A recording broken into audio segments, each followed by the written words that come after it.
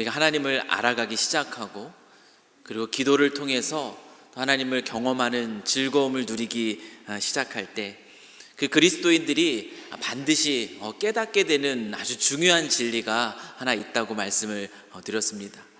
여러분, 그 진리가 무엇입니까?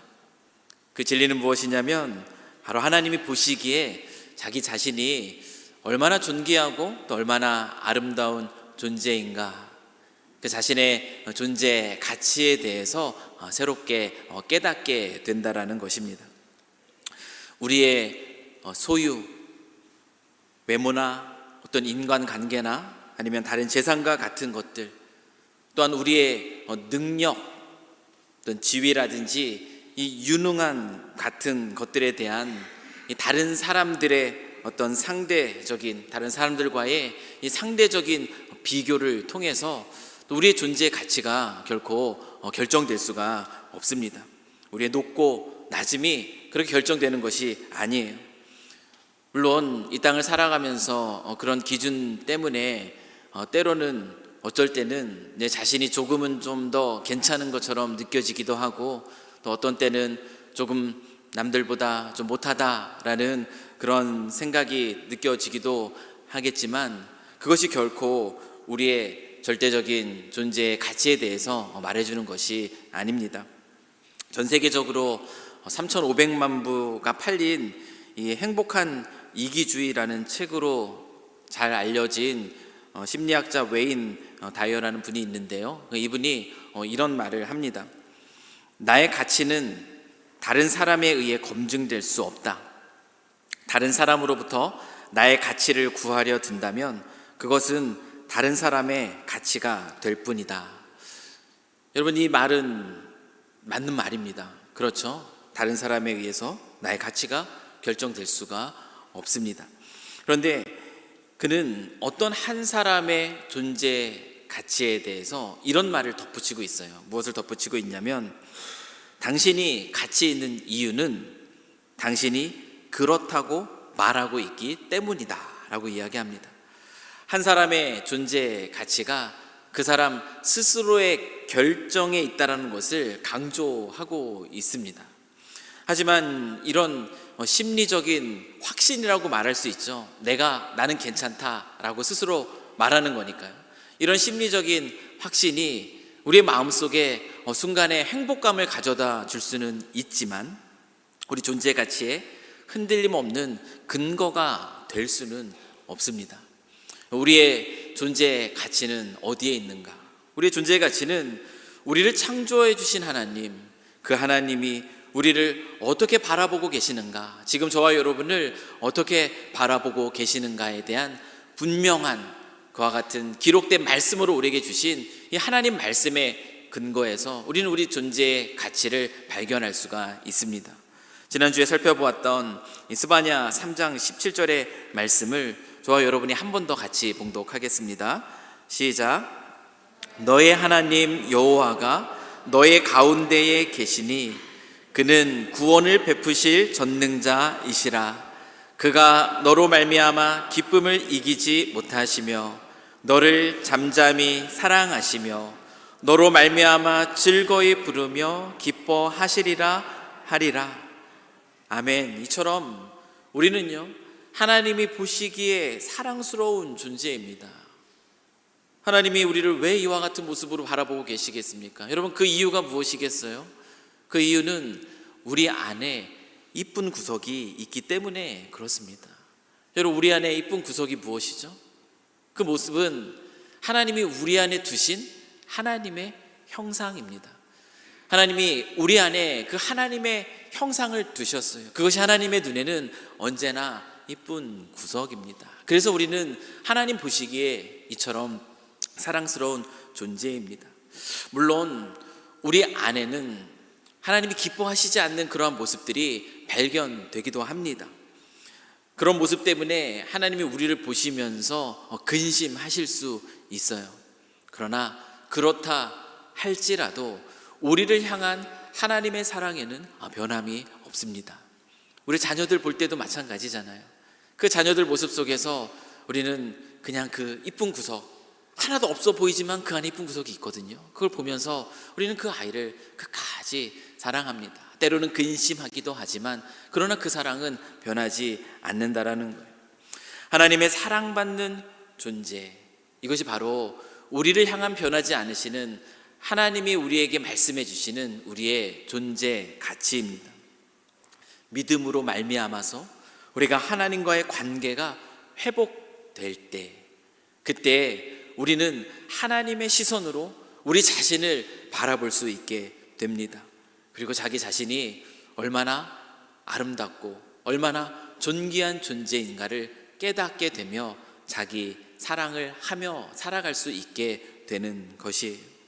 사랑하는 성도 여러분, 우리는 그런 존재입니다. 그렇기 때문에 다시 한번 권면합니다. 자기 자신을 사랑하는 그 삶을 살아가십시오. 하나님이 보시기에 아름다운 존재라는 그 자기를 인식하는 이 건강한 자존감을 가지고 자기 자신을 사랑하며 사는 삶, 그것이 바로 그리스도인으로서 우리가 마땅히 살아야 할 삶, 마땅히 회복되어야 할 우리의 삶의 모습입니다. 왜냐하면 하나님께서 저와 여러분을 그렇게 살아가도록 창조하셨기 때문에 그렇습니다. 창조의 원래 계획, 바로 우리가 그런 모습으로 살아가는 것이에요. 그러면 좀 더 구체적으로요, 자기를 사랑한다라는 것, 그것이 의미하는 것이 무엇인가, 오늘 그 부분에 대해서 좀 더 깊이 함께 다루도록 하겠습니다. 여러분, 사랑한다라는 것이 무엇이죠? 사랑한다라는 것은 좋아한다는 것이에요. 그리고 소중하게 여긴다라는 것을 말합니다. 그런데 이 사랑한다라는 것이 단순히 무조건적으로 다 좋아하고 그리고 다 소중히 여기는 것을 말하는 것이 아닙니다. 어떤 대상을 우리가 진짜로 사랑한다면 사랑하기 때문에 그 안에서 발견되는 어떤 모습을 부정하고 부인해야 되는 것이 있습니다. 예를 들면 우리 부부간의 우리 사랑을 한번 생각해 보겠습니다. 나의 배우자가 나 외에 다른 이성, 다른 사람을 이성으로서 사랑한다면, 내가 내 배우자를 사랑하기 때문에 내 배우자가 그렇게 다른 이를 사랑하는 것을 그대로 인정한다면 여러분, 그것을 사랑이라 말할 수 있겠습니까? 그럴 수 없습니다. 그것은 진짜 사랑의 모습이 아닙니다. 부모와 자녀 간의 관계에서도 마찬가지예요. 자녀를 바라보면서 부모는 무조건적인 사랑으로 그를 용납합니다. 하지만 그렇다고 해서 그 자녀의 잘못된 행동까지 용납한다면 그것은 바른 진짜 사랑이라고 말할 수 없는 것이죠. 단순히 좋아하고 소중히 여기는 것을 넘어서서요, 어떤 대상을 진짜로 사랑하기 때문에 그에게서 나타나는 어떤 모습들, 반드시 부정해야 되고 반드시 부인해야 하는 것까지를 포함하는 것, 이것이 바로 진짜 사랑하는 것의 참 모습입니다. 자기 사랑, 우리 자기 사랑도 마찬가지입니다.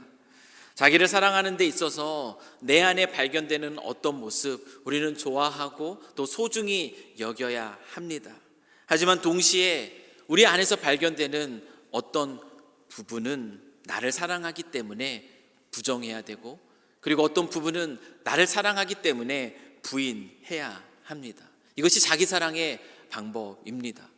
그렇다면 우리가 우리 안에 있는 어떤 모습을 긍정하고 또 어떤 모습은 부정해야 하겠습니까? 고린도후서 5장 17절 말씀을 한번 보십시오. 그런즉 누구든지 그리스도 안에 있으면 새로운 피조물이라, 이전 것은 지나갔으니 보라 새 것이 되었도다 라고 이야기하고 있어요. 여러분, 우리가 긍정해야 될 부분, 우리가 소중히 여기며 좋아해야 될 부분이 무엇이냐면 회복된, 우리 안에서 회복된 하나님의 형상입니다. 그 회복된 하나님의 형상을 바울은 지금 새 것이라고 이야기하고 있는 것이에요. 반대로 우리가 부정하고 부인해야 할 것은 무엇이겠습니까? 지나간 이전 것이에요. 여러분, 이전 것은 무엇이죠? 이전 것은 죄악된 본성을 말합니다. 구체적으로 그러면 새 것이 무엇인가? 그러면 이전 것이라는 것이 무엇인가에 대한 그 설명은 오늘 바울이 이 갈라디아서 5장 19절 24절의 말씀을 통하여서 저와 여러분에게 설명해 주고 있습니다. 먼저 우리 갈라디아서 5장 22절에서 우리 23절의 말씀을 한번 보겠습니다. 함께 읽겠습니다. 시작. 오직 성령의 열매는 사랑과 희락과 화평과 오래 참음과 자비와 양선과 충성과 온유와 절제니 이 같은 것을 금지할 법이 없느니라. 아멘. 우리 자기 사랑을 말할 때, 우리가 사랑해야 하는 이 세 것의 대표적인 것들이 바로 우리가 함께 읽은 이 성령의 열매들입니다. 하나님이 우리 안에 두신 이 하나님의 형상이 회복되는 모습, 그 모습이 어떻게 나타나는가 하면 바로 우리의 삶 속에 이와 같은 성령의 열매가 맺히고 자라는 것으로 나타나게 됩니다.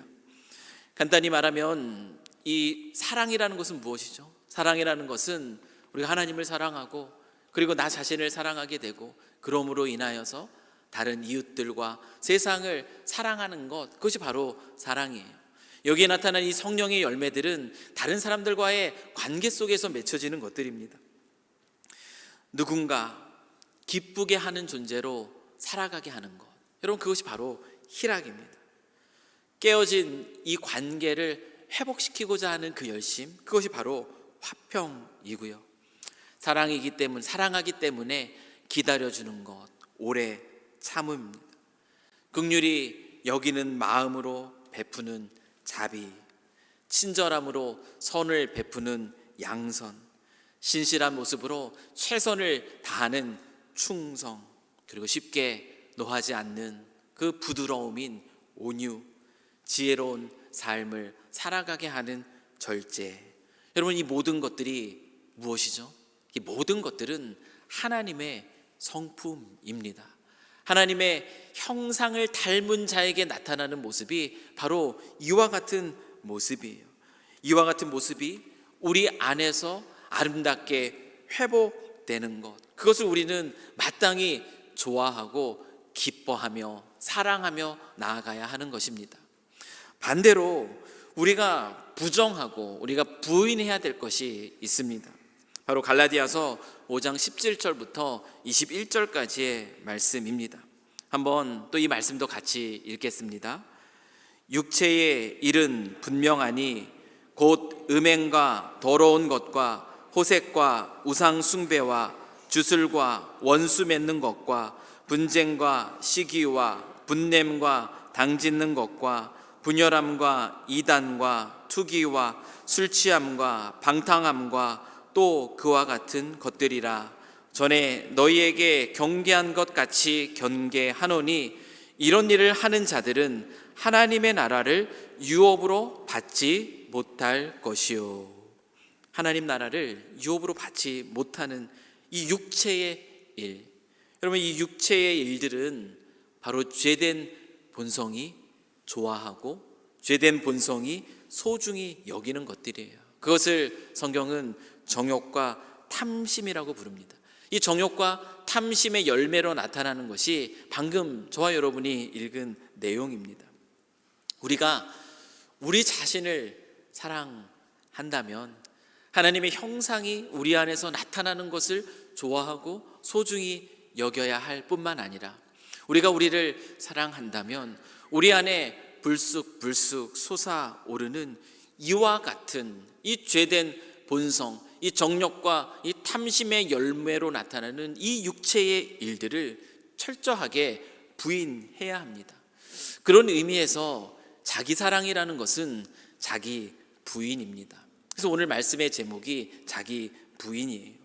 진짜로 자기를 사랑한다면 자기 안에 발견되는 이 죄악된 본성, 우리가 부인하는 삶을 살아가야 하는 것이에요. 그러면 왜 우리가 이 자기 부인이라는 이 삶, 이 자기 부인의 삶을 우리가 살아가야만 하겠습니까? 자기 부인이 우리에게 필요한 이유, 그리스도인으로서 우리의 삶에 필요한 이유가 무엇이겠어요? 이 누가복음 9장 23절의 말씀을 한번 보십시오.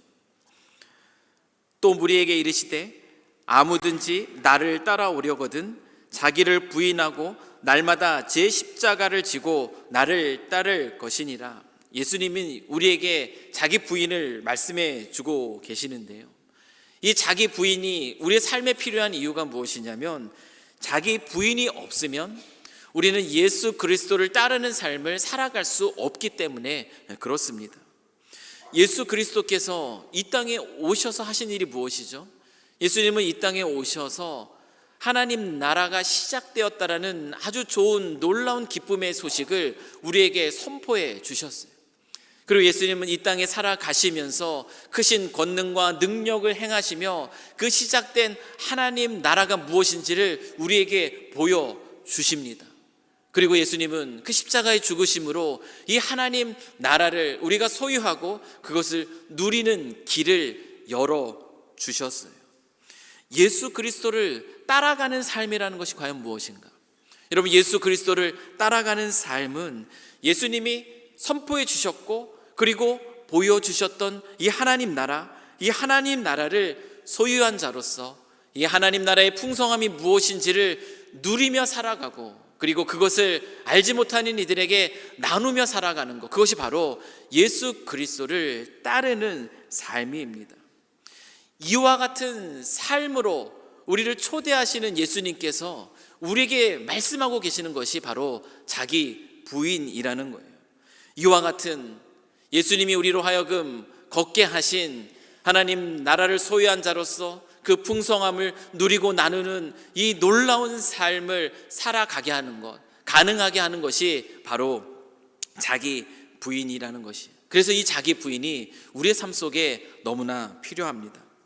예수님이 이 땅에 오신 이유는 우리가 너무나 잘 알죠. 분명합니다. 요한복음 10장 10절에 말씀하고 있는 것처럼 즉 우리들로 생명을 얻게 하고, 이 영원한 생명, 이 하나님 나라를 얻게 하고 그것을 더 풍성히 얻게 하기 위함이다.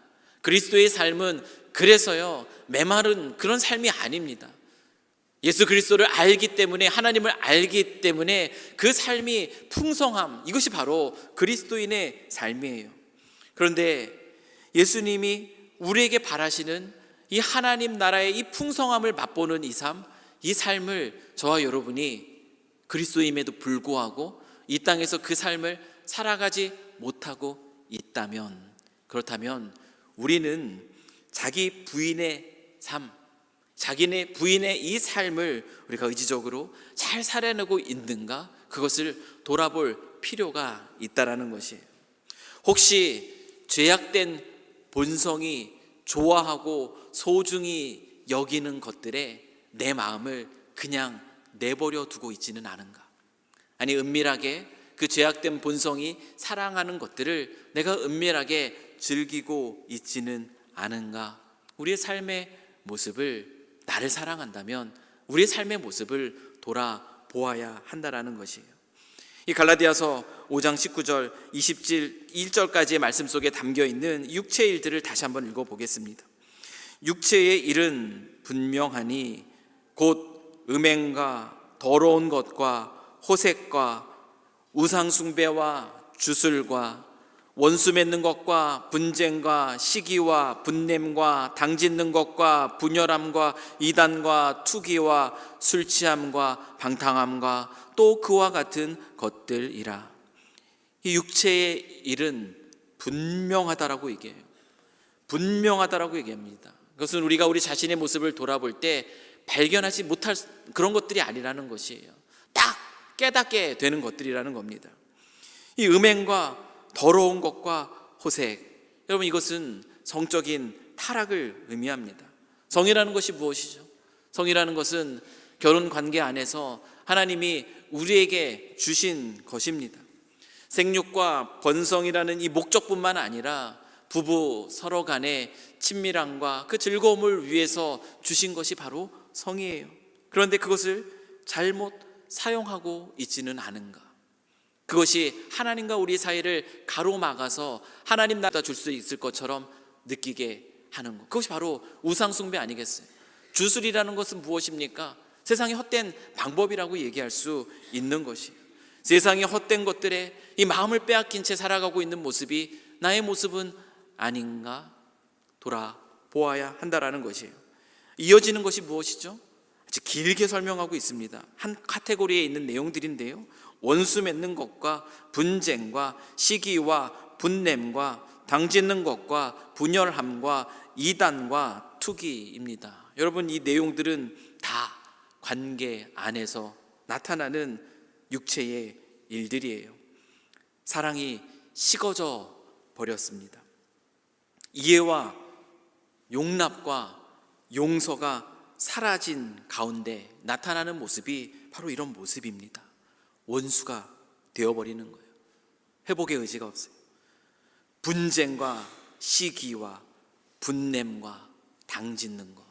당짓는 건 뭡니까? 끼리끼리잖아요. 믿음 안에서 하나 되어야 되는데 그렇지 않은 모습들을 이야기합니다. 분열함과 이단, 자기의 이기적인 모습으로 모여있는 모습을 또한 이야기하는 것이에요. 투기입니다. 이러한 모습이요, 우리의 영혼을 갉아먹고 있지는 않은가? 우리는 이것을 자기를 사랑한다면 돌아보아야 한다라는 거예요. 철저하게 부인해야 한다라는 겁니다. 그리고 마지막으로 술 취함과 방탕함과 또 그와 같은 것들이다 얘기합니다. 이 술 취함과 방탕함은 그냥 단순히 알코올을 섭취하는 것, 그것을 의미하는 것이 아니에요. 자기 인생을 향한 하나님의 선하신 뜻이 무엇인가, 그것을 깨닫지 못하는 가운데 이 세상 속에서 세월을 낭비하고 방황하며 살아가는 삶의 모습을 대표적으로 그려주고 있는 것이 바로 술 취함과 방탕함입니다. 나를 이 땅에 두신 하나님의 이유가 무엇인가? 내가 이 땅을 살아가는 즐거움은 어디에 있는가? 그것을 제대로 깨닫지 못하고 세월을 낭비하며 살아가는 가운데 우리가 있지는 않은가? 자기를 사랑한다면 이것을 돌아보아야 한다라는 것입니다. 여러분, 이 육체의 일에 대한 자기 부인, 이것은 너무나 필요합니다. 너무나 필요하고요. 그런데 이 육체의 일들을 부인하는 것, 그 일은 어떻습니까? 쉽습니까? 쉽지 않습니까? 여러분 어떠세요? 쉽지 않습니다. 결코 쉬운 일이 아니에요. 우리는 착각하기 쉬워요. 나를 사랑한다 하다가 결국엔 나의 안에 있는 죄가 사랑한 것까지 사랑하는 것으로 나아갈 때가 참 많이 있다라는 거예요. 쉬운 일이 아닙니다. 위대한 사도였던 이 사도 바울이 로마서 7장 22절에서 24절에서 무엇이라고 고백하는지 한번 들어보십시오. 내 속사람으로는 하나님의 법을 즐거워하되 내 지체 속에서 한 다른 법이 내 마음의 법과 싸워 내 지체 속에 있는 죄의 법으로 나를 사로잡아 오는 것을 보는도다. 오호라, 나는 곤고한 사람이로다. 이 사망의 몸에서 누가 나를 건져내랴. 누구의 고백입니까? 내 고백이면은 다 이해가 되는데 위대한 사도였던 이 사도 바울의 고백이 이와 같은 고백이었다라는 겁니다. 마음으로는 다 알아요. 그렇죠? 다 압니다. 마음으로는 다 아는데 아는 대로 살아가는 것이 너무나 쉽지 않습니다. 그래서 때로는 그 자신의 모습이 너무나 절망스럽습니다라고 고백하고 있는 것이 지금 바로 이 사도 바울의 고백이라는 것이에요. 이 바울도 이랬다면 우리는 어떻겠습니까? 하물며 우리는 어떻겠어요? 쉽지 않은 거예요. 자기 분의 삶을 살아가는 것이 결코 쉬운 일이 아닙니다. 하지만 이 자기 부인이 쉬운 일이 아니라고 해서 그것이 결코 그것에 실패한 것에 대한 자기 변명의 핑계가 될 수는 없습니다. 바울은 이 고백을 하지만 결국 자기 부인의 삶을 살아갑니다. 성경의 수많은 믿음의 사람들이 그와 같은 어려운 그 걸음 속에서도 자기 부인의 삶에 승리하는 삶을 살아가고 있습니다. 베드로도 마찬가지예요. 베드로후서 2장 22절 말씀을 보면은 베드로는 자기 부인의 실패한 자들의 모습이 어떻게 드러나는가를 묘사해 주면서 우리에게 자기 부인의 삶에 실패하면 어떻게 되는지에 대한 아주 주의를 주고 있습니다. 강력한 경고를 우리에게 주고 있는 것이에요. 베드로후서 2장 22절 말씀을 보십시오. 참된 속담에 이르기를 개가 그 토하였던 곳에 돌아가고 돼지가 씻었다가 더러운 구덩이에 도로 누웠다 하는 말이 그들에게 응하였도다. 이 자기 부인의 실패한 삶의 모습이 어떻게 드러나는지를 이렇게 묘사해 주고 있습니다. 자기 부인에 실패했습니다. 무지하고 무감각한 가운데 그것이 다시 자신이 토했던 것인지 그것을 알지 못하고 다시 그곳으로 돌아가서 그것을 먹고 있는 모습이에요. 만족스러워하는 그 모습입니다. 더러운 구덩이에 또다시 누우며 그래, 이게 진짜 편한 것이지.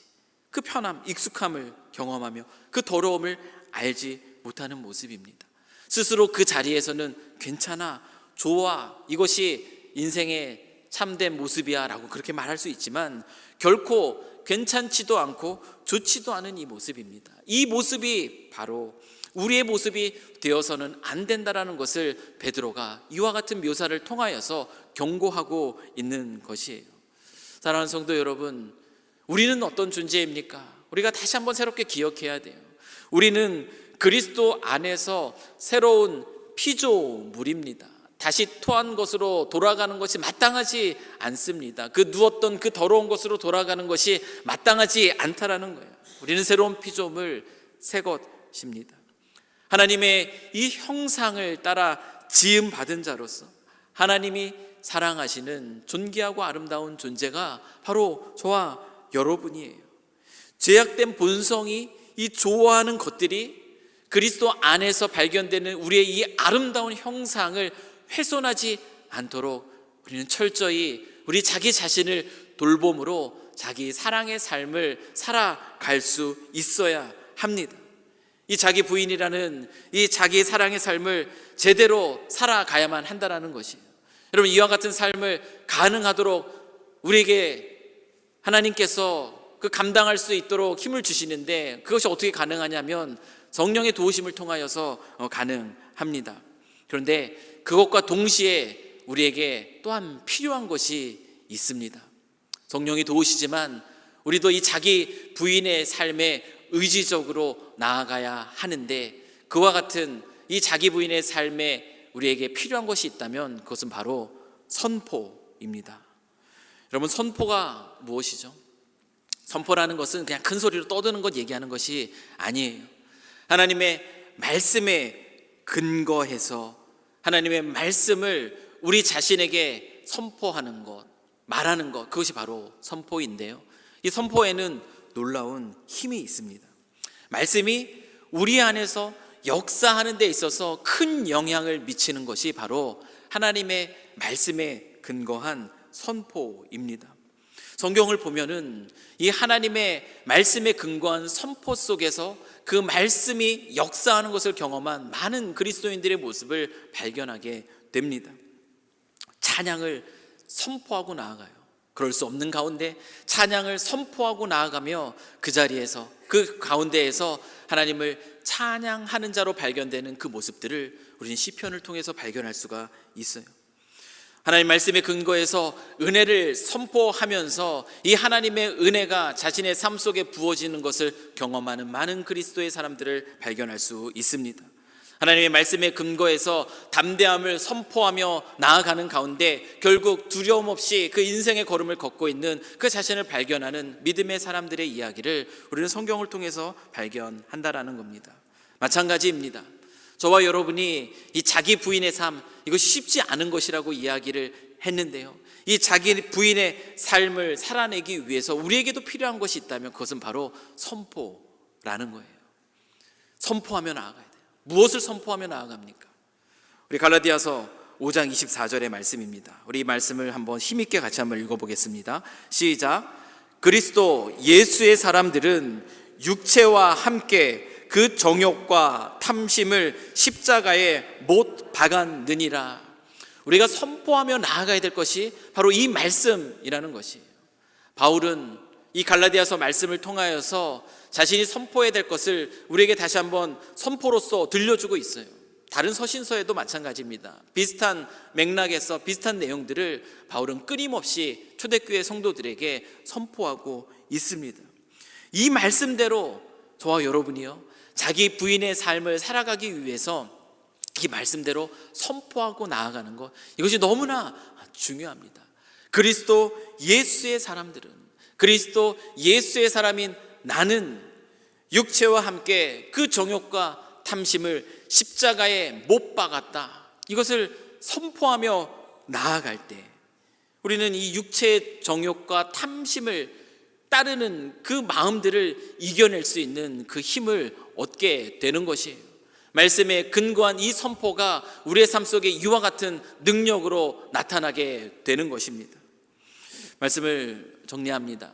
사랑하는 성도 여러분, 자기 부인은 무엇입니까? 이 자기 부인은 그리스도 안에서 새로운 피조물인 우리의 아름다운 그 모습을, 하나님의 형상을 담은 그 모습을 사랑하는 방법, 그것이 바로 자기 부인입니다.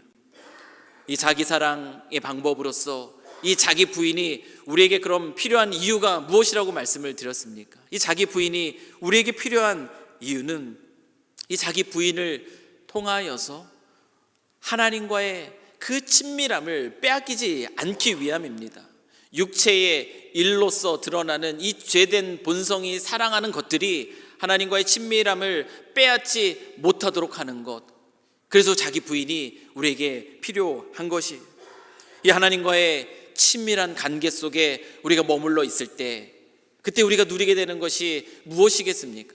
하나님과의 친밀한 관계 안에 있을 때 우리는 그 안에서 사랑과 은혜, 나에게 베풀어 주신 하나님의 사랑과 은혜가 얼마나 큰지를 깨달으며 그 안에서 감사하지 않을 수가 없어요.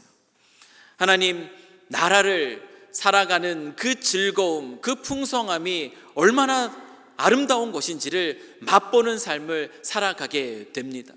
뿐만 아니라 하나님이 기뻐하시는 그 일들의 헌신으로 나아갈 수 있게 합니다. 무엇이요? 자기 부인의 삶이 우리로 그와 같은 삶을 살아가게 한다라는 것이에요. 이러한 삶을 위해서 저와 여러분에게 필요한 것 무엇입니까? 성령의 도우심을 구하는 것 당연히 필요합니다. 그리고 우리가 할 수 있는 건 무엇이죠? 살아있는 하나님의 말씀에 근거해서 내 삶 속에 이 말씀을 선포하며 나아가는 것이에요. 그리스도 예수의 사람인 나는 육체와 함께 정욕과 탐심을 십자가에 못 박았습니다. 이 선포하며 나아가는 것입니다. 사랑하는 성도 여러분, 여러분의 그 매일의 삶이 이와 같은 선포 속에서 죄에 대한 그 승리로 가득하고, 그래서 이 자기 부인이 우리에게 주는 그 놀라운 영적인 유익, 사랑과 은혜에 대해서 더 감사하게 되고 하나님 나라를 더더 풍성하게 누리게 되며 하나님이 기뻐하시는 그 헌신의 삶의 즐거움이 무엇인지를 알며 나아가는 이 자기 부인의 영적인 유익을 날마다 삶 속에서 또 풍성히 누리시고 빼앗기지 않는 그런 삶을 살아가실 수 있기를 주님의 이름으로 간절히 축원합니다. 우리 같이 한번 기도하겠습니다. 참 좋으신 하나님 아버지, 우리 주 예수 그리스도를 믿는 믿음 안에서 우리를 당신의 거룩한 자녀로 삼아주시고 오늘도 주께서 거룩하게 구별해 주신 이 복된 날에 주의 선하신 인도하심을 따라 우리의 아버지가 되시는 하나님께 마음과 정성과 힘을 다하여 예배하게 하시니 참으로 감사합니다. 여기에 모인 주의 사랑하는 자녀들, 이제 일상의 삶의 자리로 다시 나아가고자 합니다. 나아가는 그 모든 발걸음 축복하여 주시옵소서. 이번 한 주간도 살아가는 삶의 자리에서 죄와의 싸움에서 넉넉히 승리하게 하여 주시고 자기 부인을 통해 하나님과 더욱 친밀함을 누리게 하사 세상이 줄 수 없는 이 하나님 나라의 평강과 기쁨을 날마다 새롭게 누리며 살아가게 하여 주시옵소서. 죄와 사망의 권세를 이기신 우리 주 예수 그리스도의 이름으로 기도드립니다. 아멘. 우리 다 같이 자리에서 일어나시겠습니다.